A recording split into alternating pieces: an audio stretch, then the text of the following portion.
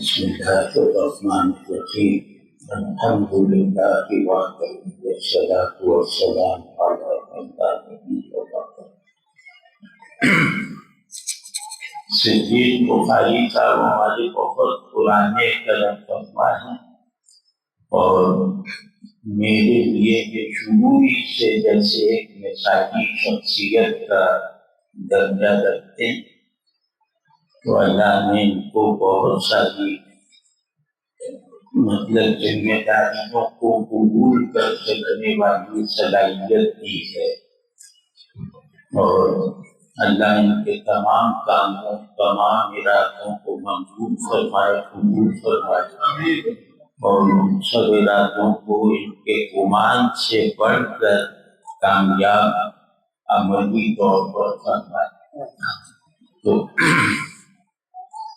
میں بھائی مجھے تو میں صاحب علم نہیں ہوں، خاص طور پہ دینی علم بالکل نہیں ہے، اور بلکہ یہ کہ مخارج تک درست نہیں ہے، اگر تلاوت کرتا ہوں تو وہ بھی غلط مخارج کے ساتھ ہوتی ہے،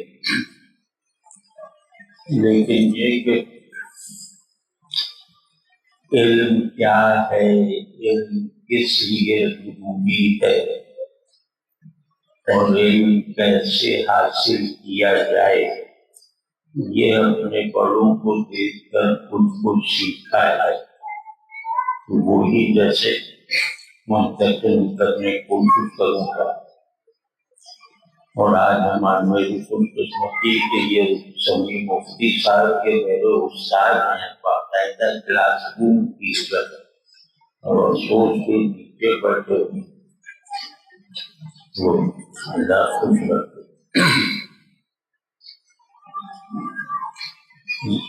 آج میں چاہتا ہوں کہ ایک بات عرض کروں کہ مطالعے کی اہمیت کیا ہے، یہ تو ہو ہی جائے گی بات، لیکن مطالعہ کس طرح کرنا چاہیے اس پہ بھی کچھ جیسے گفتگو کر لیں، تو اس سے یہ ہے کہ مطالعہ اہمیت رکھنے کے ساتھ ساتھ وہ تاثیر بھی پیدا کر لیتا ہے، یعنی مطالعے کو اگر صحیح ڈھنگ سے کیا جائے تو اس کا اثر بہت گہرائی تک ہوتا ہے۔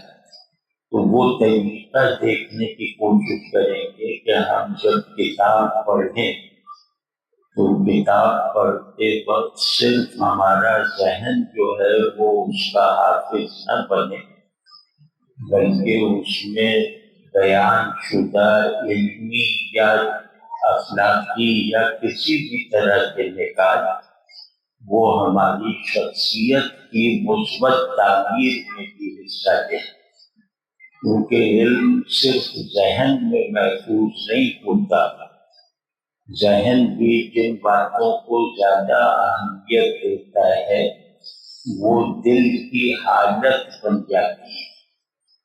تو جب تک علم ذہن سے اندر کے دل تک اور ارادے تک اور شخصیت کی تعمیر تک نہ پہنچے اس وقت تک وہ علم نہیں بنتا۔ ہو سکتا ہے کہ معلومات بن جائے، جنرل نالج بن جائے، لیکن یہ کہ وہ علم نہیں بنتا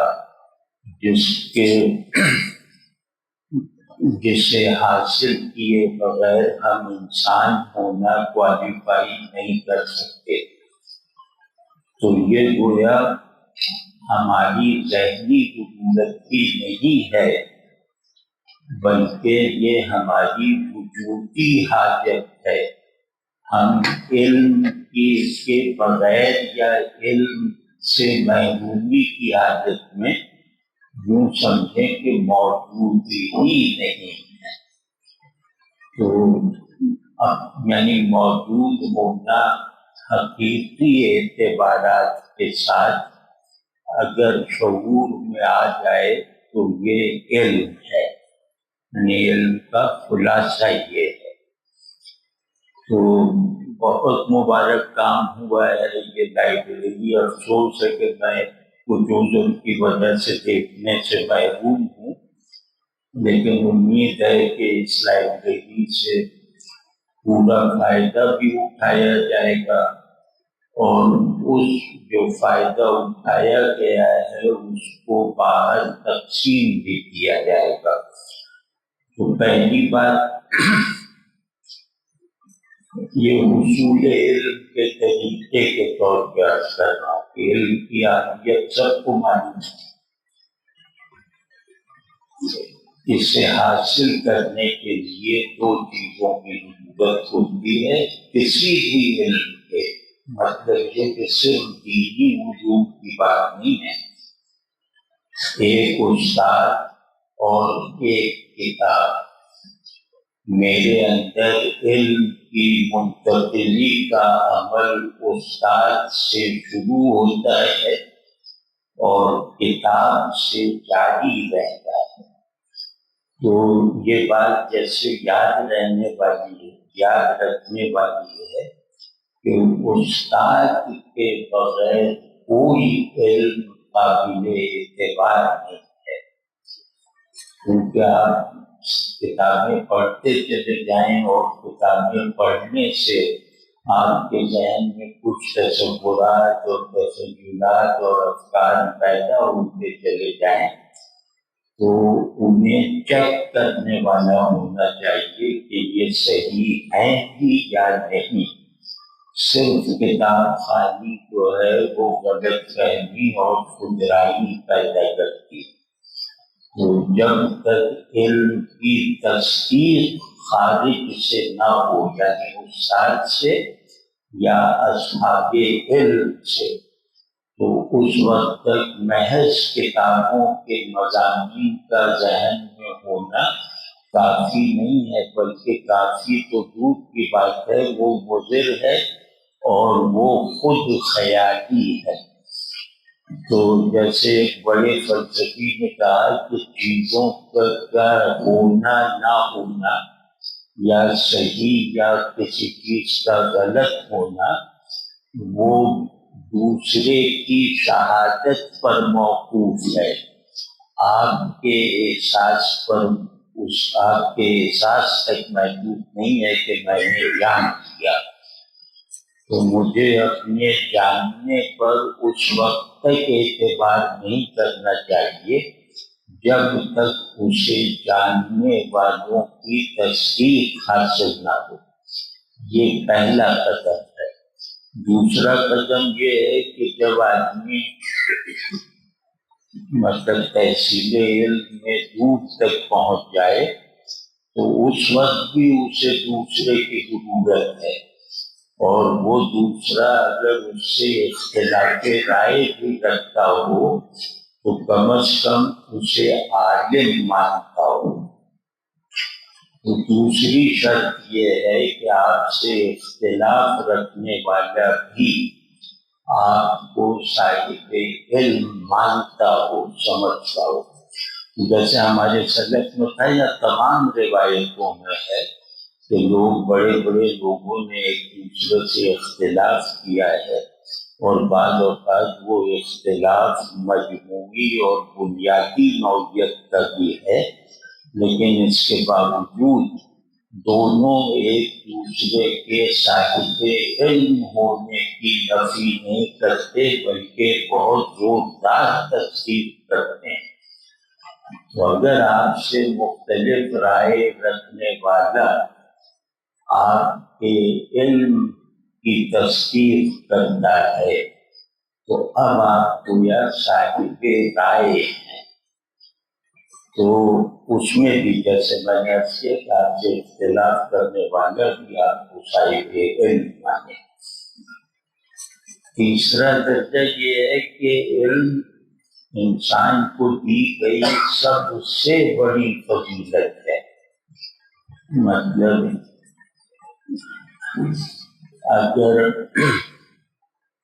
اگر علم کو منحا کر دیا جائے تو مجھ میں اور کسی بھی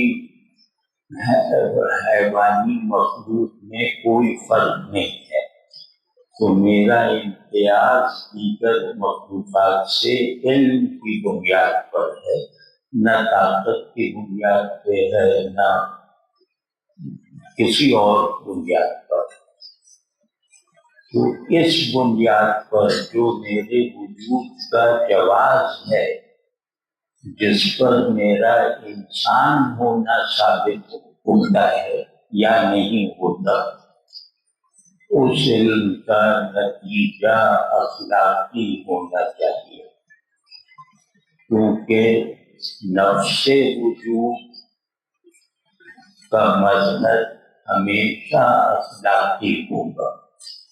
تو اس سے مطلب مجھے اور آپ کو ایک ذمہ داری اپنے کندھوں پہ اٹھانی چاہیے، وہ یہ کہ میں کوئی بھی علم حاصل کر رہا ہوں، کوئی بھی، اس علم کا نتیجہ میری اخلاقی تعمیر کی صورت میں ضرور برآمد ہونا چاہیے۔ اگر ایسا علم جو میرے لیے میرے ہونے کے احوال کا محرک نہیں ہے تو وہ جہل مرکب ہے، وہ علم نہیں ہے۔ جہل مرکب کہتے ہیں اس دعوے کو کہ جب جاہل اپنے آپ کو عالم سمجھنے لگے تو اسے جہل مرکب کہتے ہیں، جو صورت میں علم ہی ہوتا ہے لیکن معنی میں جہل ہوتا ہے۔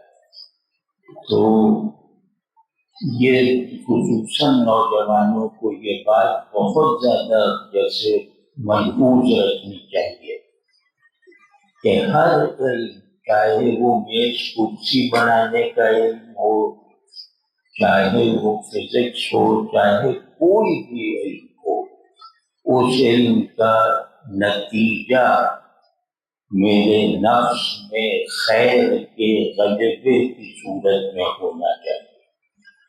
اگر کوئی علم میرے نفس میں موجود شر اور خیر میں سے شر کے غلبے کا سبب بن رہا ہے تو وہ جہل ہے اور وہ ظلم ہے۔ تو پہلی بات یہ، اس میں آزاد ہیں، آپ خود بھی، آپ شاعری پڑھنا چاہیں شاعری پڑھیں، شاعری میں مضامین عجیب عجیب طرح کے بھی آتے ہیں، جو بھی فنون لطیفہ ہیں ان میں ہر فن اور ہر علم کی طرح خیر و شر گلا ملا ہے، حق و باطل ایک دوسرے میں گتھا ہوا ہے۔ تو وہ آپ کا ذوق آپ کو بتائے گا کہ اس مجموعے میں سے کون سی چیز ہے جو مجھ پر مؤثر ہونی چاہیے، جس کی تاثیر مجھے اخذ کرنی ہے۔ تو وہ اگر شر کا انبار بھی ہو اور اس میں خیر کا ایک دانہ بھی اگر چھپا ہوا ہے تو آپ کا قلب اس دانے سے تعلق پیدا کرنے کے لائق ہونا چاہیے، آپ کا ذہن اس دانے کو بوجھ لینے والا ہونا چاہیے، ورنہ آپ طالب علم نہیں ہیں۔ تو علم پہ سچ کوئی قید نہیں ہے، علم چیزوں کو جیسی کہ وہ ہیں اس طرح جاننا یہ علم ہے۔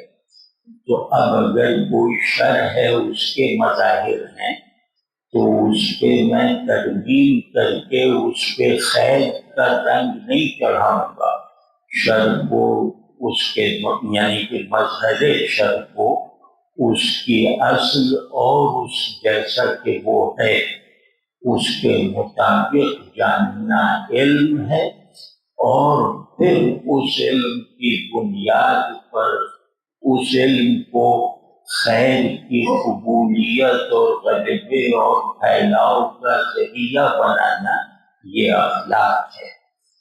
تو اخلاق کہتے ہیں کہ وہ اینٹیں جن سے میرے باطن کی عمارت بنی ہوئی ہے۔ اخلاق عام مفہوم میں نہیں ہے کہ اچھا رویہ اور برا رویہ، اخلاق میری شخصیت کی تعمیر کرنے والی اینٹوں کی طرح ہے۔ تو جب تک وہ میرے باطن میں حق اور خیر اور حسن کا ماحول نہیں پیدا کریں گی، اس وقت تک محض میرا ایک کارپوریٹ جو اخلاق ہے وہ اخلاق نہیں کہلایا جائے گا. یعنی اخلاق ایک ایسا مادہ خیر ہے جس کا اکثر حصہ باطن میں ہی پوشیدہ رہتا ہے اور بہت تھوڑا حصہ اظہار پاتا ہے. تو اگر اخلاق اپنی اس فطری ماہیت کے ساتھ حاصل ہے تو آپ صاحب معرفت ہیں، آپ صاحب دانش ہیں اور آپ صاحب علم ہیں. تو لیکن یہ جو سعادت حاصل ہوتی ہے کہ میرا باطنی وجود میرے ظاہری وجود سے کہیں زیادہ بڑا اور بامانہ ہو، یہ علم کے بغیر میسر نہیں ہے. تو آپ دیکھتے ہیں کہ ہمارے یہاں آج کل ایک عجیب رواج ہے کہ جتنا باطن اتنا سا ہے، ظاہر چھت تک بنا ہوا ہے. تو لوگ اپنے اندر کے عدم کو اپنے اظہار میں موجود کر کے دکھانے کے عادی ہو گئے. تو اس کی وجہ سے ہمارے اندر مجموعی طور پر علمی استعداد کم ہو گئی ہے. یعنی اگر کہا جائے کہ ہمارے قومی المیہ کیا ہیں تو اس میں ایک بڑا المیہ یہ ہے کہ ہمارے اندر علم سے مناسبت والا مادہ ہی کم ہو گیا ہے. ان لوگوں میں بھی جو یونیورسٹی میں پڑھا رہے ہیں، صرف پڑھنے والوں میں بھی، تو وہ پورا تصور علم سکڑ کے رہ گیا ہے. پوری ضرورت علم معاشی بن کے رہ گئی ہے اور پورا اظہار علم دھوکہ دینے والی خود نمائی کی طرح بنتا جا رہا ہے کہ میں اس طرح میں وہ اس کا اظہار کروں جسے میں جانتا نہیں. تو اس سے مطلب ہمیں بچنا ہے، خاص طور پہ نوجوانوں کو. تو اس میں پہلی بات یہ ہے کہ انسان کی ہر صلاحیت اس کے اخلاقی وجود کی تعمیر میں صرف ہوتی ہے. یہ انسان ہونے میں شامل ہے. یعنی انسانیت کی اگر تعریف کریں گے تو وہ یہ ہوگی کہ اس کی ہر داخلی، ذہنی اور عملی سرگرمی اس کے اخلاقی وجود کو مضبوط بناتی ہے، اس کے اخلاقی آئیڈیلز کو پورا کرتی ہے. آپ سمجھیں یہ آدمی ہونے کا مطلب ہے. اور اگر ایسا نہیں ہے تو ہمارے آدمی ہونے میں کمی رہ گئی ہے. یہ مذہبی ہونے میں نہیں، ہمارا ہر زبان، چاہے وہ مذہبی فکر میں ہو، چاہے وہ سائنسی میتھڈ میں ہو، جس طرح کی ہو، ہم حالت زوال میں ہیں. اور اس کا سبب یہ ہے کہ علم کا حقیقی مفاد ہم نے نظر انداز کر رکھا ہے. یعنی اخلاقی جوہر ہم نے علم کے تصور میں سے نکال رکھا ہے. اسی وجہ سے کسی سے بھی پوچھیں کہ فلاں تعلیم کیوں حاصل کی جا رہی ہے اور کیوں دی جا رہی ہے، ضرورت علم، تو اسی سے اندازہ ہو جائے گا کہ وہ ضرورت کتنے پست درجے کی ہے. تو اگر مقصود گھٹیا ہو تو پھر دماغ بڑی باتیں سوچنا چھوڑ دیتا ہے، بڑی باتوں کی طلب اس کے اندر مرجھا کے رہ جاتی. تو اب ہمارے ساتھ یہ ہو رہا ہے. تو ابھی اور بہت بڑے بڑے چیلنجز آنے ہیں، لیکن سر دست ہم یہ مان کر، یہ فرض کر کے کہ ہم استاد کی موجودگی میں کتاب سے کیسے تعلق پیدا کریں، ہم استاد کیسا ڈھونڈیں اور اس کی نگرانی میں کتاب سے کیسے استفادہ کریں، تو وہ مجھے عرض کرنا تھا کہ استاد تو ہم نہیں جانتے، بہت سے لوگوں کے اساتذہ موجود ہیں، بہت سے لوگوں کے اساتذہ موجود نہیں ہیں، لیکن ان میں کتاب دیکھنے کا شوق بہرحال ہے۔ تو کتاب کا جیسے میں نے عرض کیا کہ اساتذہ تو ظاہر ہے کہ حالات کے تحت آپ لوگ خود ڈھونڈ سکتے ہیں کہ جس علم سے مناسبت یا جس علم کی تکمیل اور تحصیل درکار ہو، اس علم کا ایک مانا ہوا استاد آپ کے سامنے ہونا چاہیے۔ تو دوسرا یہ کہ کتاب کا لمس وہ ہمارے اجتماعی لاشعور میں جیسے راسخ ہے کہ علم کے لیے طالب علم کو کتاب کا لمس بھی مدد دیتا ہے۔ لکھے ہوئے لفظوں کو کاغذ پر دیکھنا ذہن میں ایک علمی یکسوئی پیدا کرتا ہے، وہ اسکرین پہ نہیں کرتا۔ واضح ہے نا؟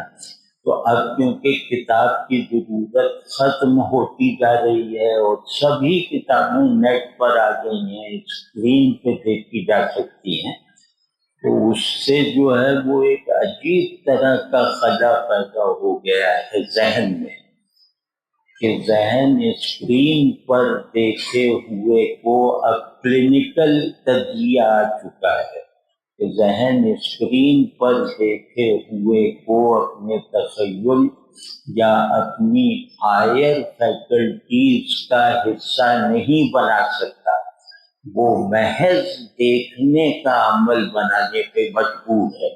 اسی وجہ سے اسکرین پر پڑھی ہوئی عبادتیں یاد نہیں رہتی، یہ نوجوانوں کے تجربے میں۔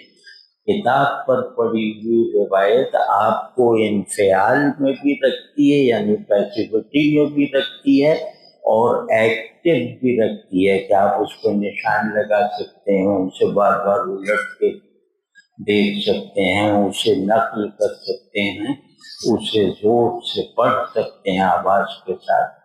تو یہ والا جو قاری پڑھنے والے کا یہ جو اختیار اور کتاب کے ساتھ ایک مسلمہ جو نسبت ہے، یہ اگر نہیں رہی باقی تو پھر ذہن کا استعمال ترک ہو جائے گا۔ یہ اے آئی جو آئی ہے یہ ذہن کی ضرورت سے بے نیاز کر دے گی۔ تو کتاب کا ایک بڑا فائدہ یہ ہے کہ اگر آپ کتاب پڑھنے کے عادی ہیں، آپ اسکرین پر دیکھنے سے جیسے وہ والی بات نہیں محسوس کرتے، تو کتاب آپ کی آدمیت کا تحفظ کرے گی۔ یہ یاد رکھیے گا، کتاب پر آپ متصرف بھی ہوتے ہیں، اسکرین پر دیکھے ہوئے کو آپ اس انداز سے جو حواشی وغیرہ نوٹس وغیرہ نہیں بنا سکتے جس انداز سے کتاب پڑھتے ہوئے بنا سکتے ہیں۔ تو کتاب کو پہلی بات تو یہ کہ جیسے میرے پورے حواس سے ظاہری فوکس ہو جاتے ہیں کتاب پر، یہ میں جیسے ایک تمثیلی سی بات کر رہا ہوں جس سے ذوق پیدا ہوتا ہے کہ آنکھیں لفظوں کو دیکھ رہی ہیں اور لفظ جو ہیں وہ جیسے بہت بہت پراسرار اور قیمتی تھیلیوں کی طرح ہیں، ان میں ہر لفظ میں کوئی بہت قیمتی چیز چھپی ہوئی ہے۔ اس مفروضے کے ساتھ میں کتاب کھولتا ہوں، اب اس میں جو ہے وہ لکھا ہوا لفظ اس تھیلی کے خزانے کی تھیلی کی طرح ہے۔ کتاب کو دیکھنے سے آنکھیں اپنی بینائی کا جو تعلیمی مصرف ہے وہ نکال لیتی، یعنی آنکھوں میں بینائی کی صلاحیت کے محرکات الگ الگ ہیں، تو کتاب سے محرک جو ہے وہ جو درکار ہے وہ پیدا ہو جاتا ہے، یعنی چیزوں کو دیکھنے کی تربیت حاصل ہو جاتی ہے لفظ کو کتاب میں دیکھنے سے۔ لفظ اپنے معنی سے چھوٹا ہوتا ہے، جب آپ اس سے تربیت پا کر باہر چیزوں کو دیکھیں گے تو پھر آپ کہیں گے کہ ان کی صورت ان کی حقیقت سے چھوٹی ہے۔ تو لفظ سے تعلق آپ کو چیزوں کو سمبلائز کرنا سکھاتا ہے، آپ کو یہ ذوق عطا فرما دیتا ہے کہ ہر شے اللہ کی نشانی ہے، اللہ کی نشانی ہونے کا یقین اور اس پر ایک علمی تیقن، یہ لفظ سے مناسبت پیدا ہوئے بغیر ممکن ہی نہیں ہے۔ جیسے ساری کائنات کلمات الہیہ ہے، تو یہ جو پرسپیکٹو ہے یہ ہماری روایت کی روح ہے۔ اسی کو میں کہہ رہا تھا کہ اب یہاں سے کیا ہے کہ میری اخلاقی تکمیل ہو رہی ہے اور میرے جو اعتقادی تسکین بھی ہو رہی ہے، سمجھ جائیں نا۔ تو اب صورت یہ ہے کہ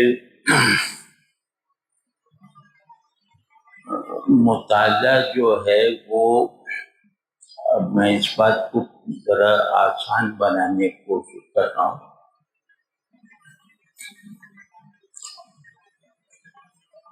کتاب کو چھونا، اسے دیکھنا، اسے حفاظت سے رکھنا، یعنی میرے سارے حواس انگیج ہو جاتے ہیں کہ کتاب دیکھ کر بینائی کا ایک نیا مصرف پیدا ہو جاتا ہے۔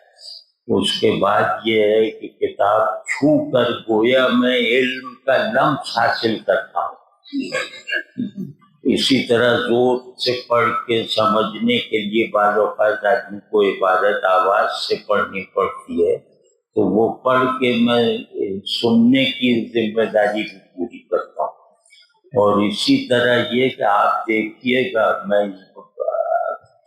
آپ یقیناً کچھ لوگ اس تجربے سے گزرے ہوئے بھی ہوں گے، اور جو چاہے وہ گزر سکتا ہے کہ ہر کتاب میں ایک خوشبو ہوتی ہے، وہ اس کی اپنی ہوتی ہے، وہ خوشبو آپ کو محسوس ہونے لگے، اور اسی وجہ سے کتاب کو جھاڑ پونچھ کے رکھا جاتا ہے کہ اس پہ کہیں وہ فرسودگی اور قدامت یا مٹی کی خوشبو اس پہ غالب نہ آئے۔ تو کتاب کی صفائی کا اہتمام لوگ ہر چیز کی صفائی سے زیادہ کرتے تھے، تو اس وجہ سے کہ اس میں ملاوٹ نہ ہو جائے۔ تو آپ انشاءاللہ یہ تجربہ کریں گے، اگر آپ ان چار شرطوں کو پورا کرتے ہیں تو آپ تجربہ کریں گے کہ آپ ایک کتاب اٹھاتے ہیں تو اس کی ایک خوشبو ہے، دوسری کتاب اٹھاتے ہیں تو اس کی دوسری خوشبو ہے، اور یہ خوشبو جب آنی شروع ہو جائے تو سمجھیں کہ آپ میں ذوق علم پیدا ہو گیا ہے، جس کے بغیر حصول علم ممکن نہیں۔ تو دوسرا کچھ عملی باتیں عرض کرتا ہوں، کیونکہ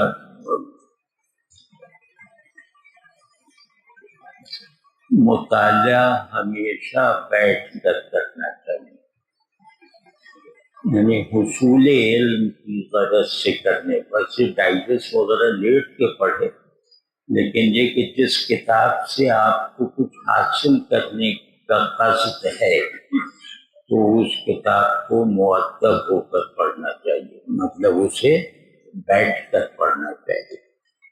پڑھتے وقت قلم اور لغت ساتھ رکھنی چاہیے، پینسل اور لغت، کیونکہ ہماری زبان دانی بہت ہی پست درجے کو پہنچ چکی ہے، تو ہم اصطلاحات وغیرہ کو نہیں سمجھتے، تو اس کا ازالہ کرنے کے لیے لغت رکھنی چاہیے۔ آپ فلسفہ پڑھ رہے ہیں تو فلسفے کی لغت رکھیے، آپ فقہ پڑھ رہے ہیں تو فقہ کی لغت رکھیے، متعلقہ ڈکشنری ضرور ہونی چاہیے ساتھ میں۔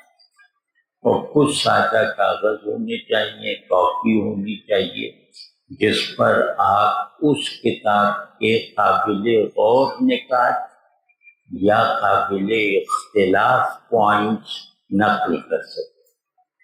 واضح نہیں بات کیا ہر کتاب پڑھتے ہوئے مجھے یہ ہوگا کہ یار اس پہ غور کرنا چاہیے، تو اسنی عبارت کو کاغذ پہ لکھنے کے بعد میں یہ دیکھ کے غور کروں گا۔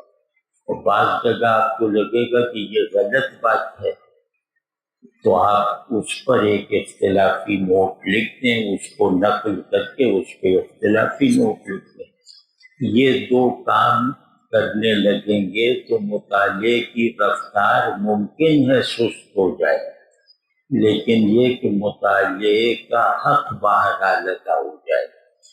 جلدی جلدی پڑھنے کی عادت یہ مطلب بری عادت ہے اور یہ مضر ہے۔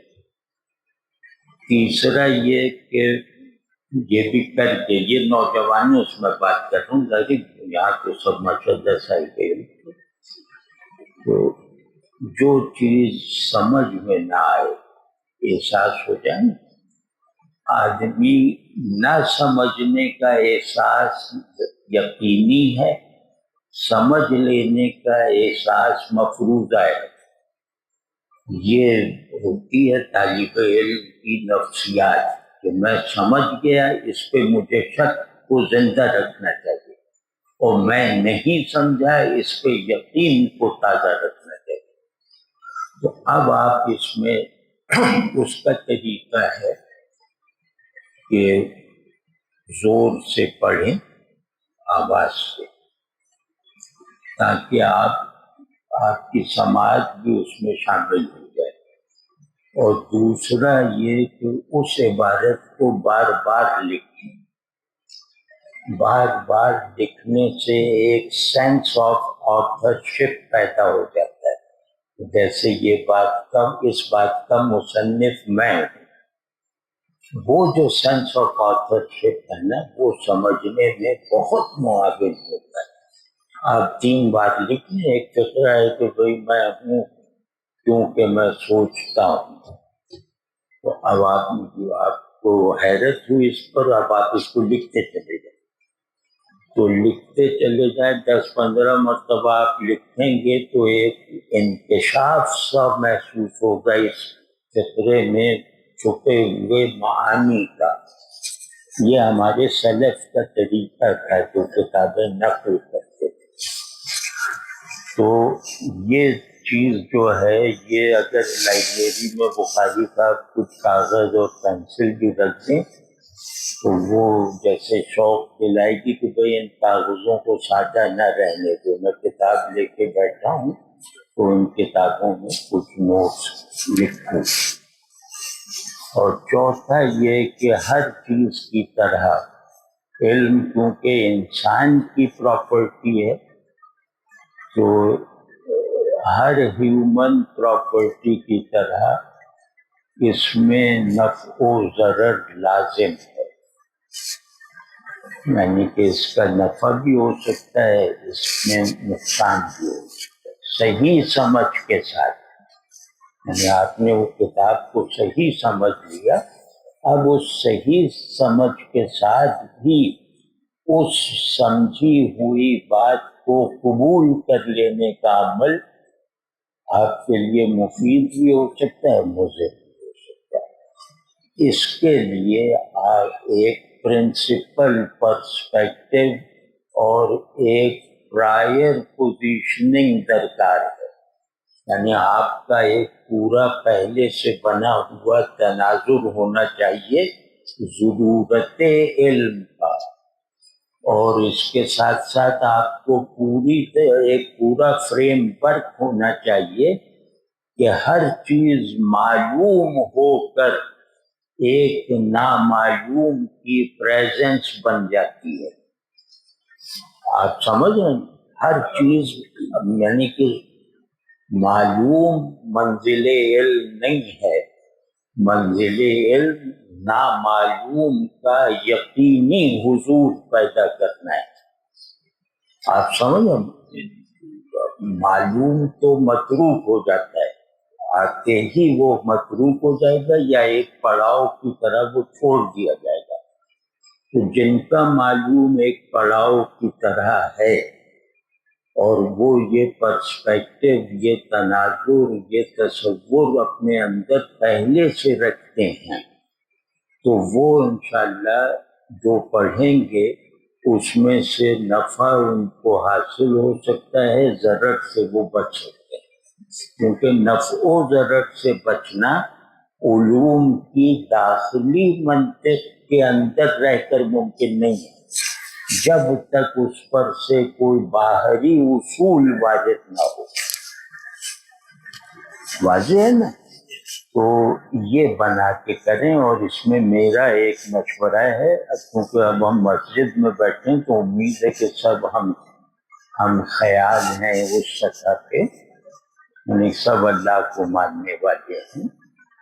تو ضرورت علم اللہ سے تعلق میں ذہنی اور وجودی ترقی کرتے رہنا ہے.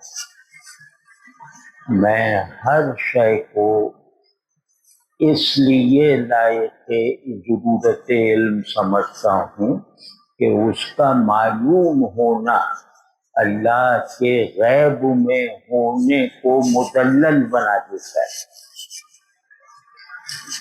تو یہ سمبلزم ہے، یہ قرآن کا دیا ہوا پرسپیکٹو ہے کہ انفس و آفاق میں ہماری نشانیوں پہ غور کرو.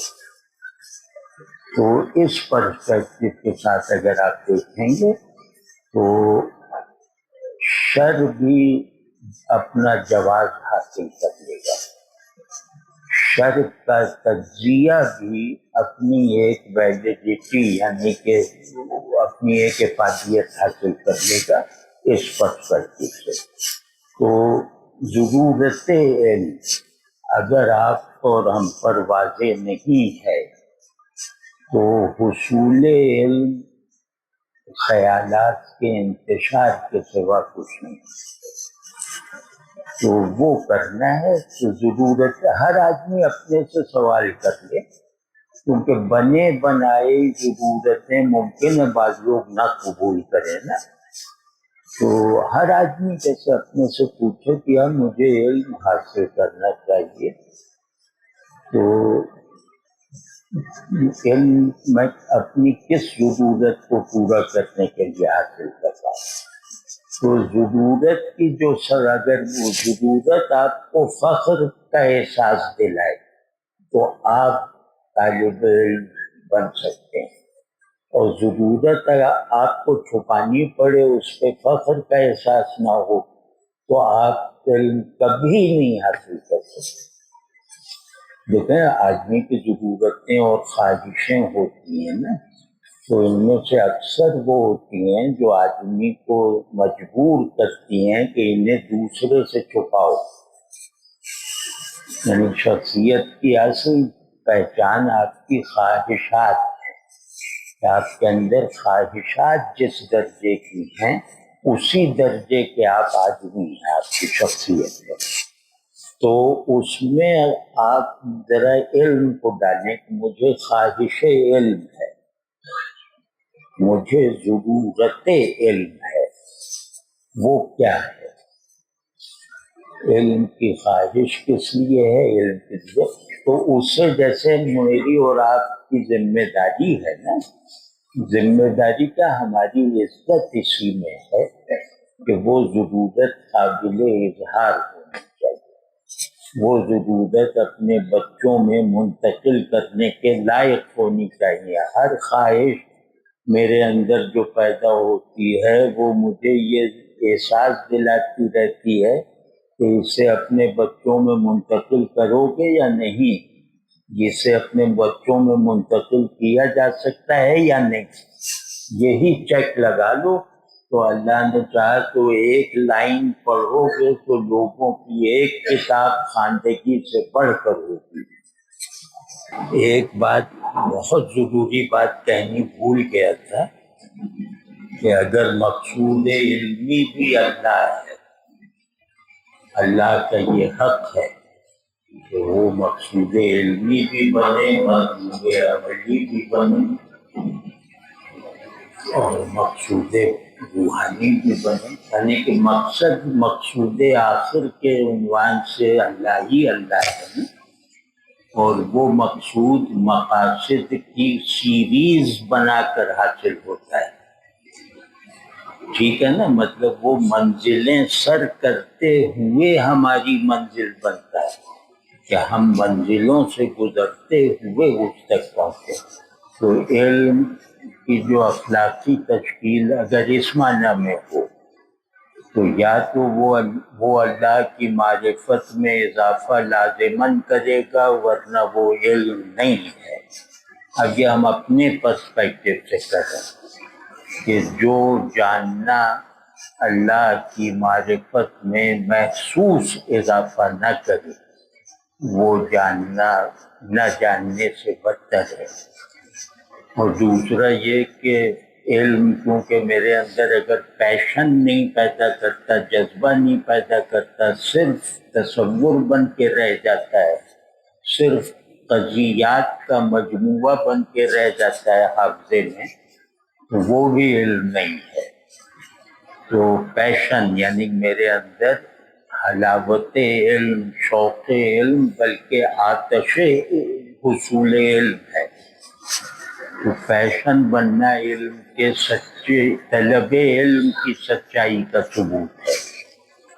تو اس پہلو سے اگر علم میرے حواس کا، میرے جذبات و احساسات کی بھی کفالت کرنے والا ہے جیسا کہ اسے ہونا چاہیے، تو پھر اللہ کی خشیت اور محبت میں بھی اضافے کا ذریعہ اسے بننا چاہیے، ورنہ یہ مضر ہے، کیونکہ اللہ کی معرفت ایک غیاب کے غلبے کے ساتھ ہے اور ذہن کی پیسیوٹی کے ساتھ ہے۔ اللہ سے محبت اور اللہ کی خشیت ہر ایک کے لیے اپنی انفرادیت کا دروازہ کھولتی ہے۔ تو کوئی یہ نہیں کہہ سکتا کہ میں اسے جانتا ہوں، لیکن ہم سب یہ کہہ سکتے ہیں کہ میں اس سے ڈرتا ہوں، میں اس پر مرتا ہوں۔ تو علم اگر یہاں تک پیشنیٹ کرتے، یعنی میرے اندر جذبہ وجود بن جائے تو پھر علم ہے۔ اور وہ علم سب میں ہوا ہے، یعنی کہ کافروں میں بھی ان کا جو مقصود تھا وہ ان کے اندر پیشن کی طرح تھا، اس کے لیے وہ ہر قربانی دے سکتے تھے۔ بسم اللہ الرحمن الرحیم، الحمدللہ رب العالمین،